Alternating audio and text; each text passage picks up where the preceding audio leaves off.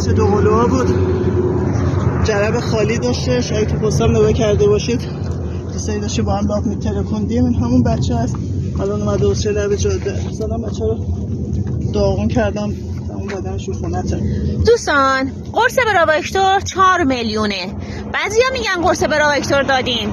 قرص براوکتور زمانی دادی فیلمشو بذار ما هم ببینیم. دوست عزیز، اونایی که تو کشور خارج هستن، اونایی که دستشون میرسه یه جربی، فقط همین یه تیکه رو میخوام نشون بدم، فقط همین یه تیکه. خب یه دونه، 2 تا، 3 تا، 4 تا، همینجا که این تعداد هستن فقط 4 تا.